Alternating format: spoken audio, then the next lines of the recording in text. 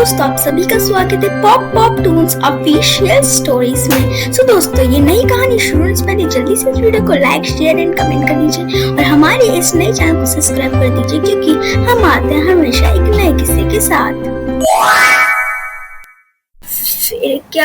फिर 15 साल बाद अब प्रखर में कोई बदलाव नहीं आया था। माँ, मुझे 15 लाख दे दो, आगे की पढ़ाई करनी है, मुझे जल्दी से दे दो। पर उस वक्त कैसे मुझे नहीं पता था कि पता नहीं कैसे मेरे पति यानी तुम्हारे ससुर की नौकरी छूट गई थी। फिर मैं कहती हूँ, बेटा तू तो जानता ही है कि तेरे पापा की नौकरी छूट गई है। अब आगे की पढ़ाई के लिए पैसे कहाँ से आएंगे, अब तू ही बता। एक काम कर, तू अलग से कोई नौकरी कर ले, उससे जो पैसे मिलेंगे उसी से आगे की पढ़ाई खत्म कर लियो। माँ, फिर मैं पढ़ाई कहाँ से करूँगा? पहले ही नौकरी करने लग जाऊंगा कि नहीं? फिर मेरे पैर ही टूटे हैं, पैसे नहीं दे सकते हैं और मेरे आने पे ही जॉब चली गई है पापा की। मैं जा रहा हूँ चाची के पास, कुछ काम है। बड़े होके भी कोई बदलाव नहीं आता। वो रोज अपनी चाची के कमरे में चाची के यहाँ चला जाता। हालांकि हमने चाची यानी श्रेया को घर से बाहर निकाल दिया था। पता नहीं प्रखर को कैसे पता चला कि श्रेया कहाँ पे रहती है और उसकी चाची के यहाँ वो रोज जाया करता था और मुझे इसकी भनक तक नहीं पता था कि उसे क्या बात करता था, कि मुझे तो यही नहीं पता था श्रेया आखिर कहाँ है। बस रोज ऐसे ही होता है। अपनी माँ के साथ 2 शब्द बात करके रोज चाची के कहीं दिन तो पूरी 5 दिन 2 दिन पूरी रात बिता के आता था। मुझे तो लग रहा पता नहीं श्रेया ने उसको ऐसा क्या पाठ पढ़ाया है। बचपना भी उसका कुछ खास गुजरा नहीं था, क्योंकि वो हर वक्त चाची के यहाँ जाता रहता था। बचपन में बोलता था कि खिलौने और बड़े होके बोलता कि कुछ काम है। अब मैं क्या करूँ, बताओ तुम ही। तो ये बात है। शादी के दिन ऐसे भाग जाना, माँ को कहना, इन सब के पीछे और कोई नहीं, श्रेया का ही हाथ है। ठीक है, समझ गई मैं। जल्दी फिर रात हो जाती है। साइमा, इन सब के पीछे श्रेया ही है। अब पूरी तरीके से मैं कंफर्म हो गई हूँ। फिर एक एक करके गीतांजलि ने अपनी दोस्त साइमा को एक एक करके बताया कि उसकी सास ने यानी गायत्री की सास ने क्या क्या बताया।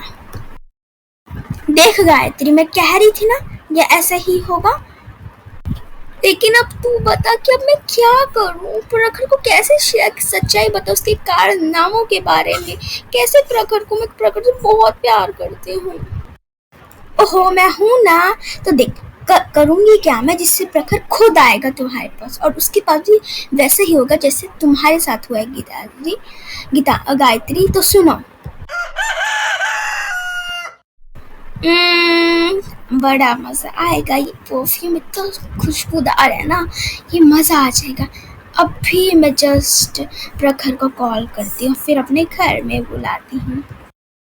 फिर क्या होना था? फिर अब तो साइमा प्रखर को अपने प्यार के जाल में फंसाती जा रही थी और वो बेचारा प्रखर फंसता जा रहा था।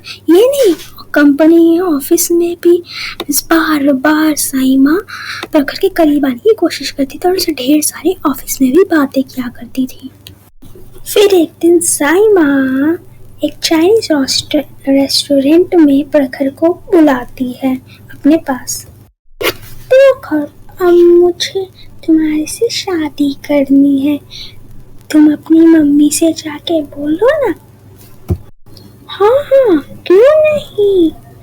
अभी आज अपनी मम्मी को बोलता हूँ मैं कि मेरी तुमसे शादी करवा दो।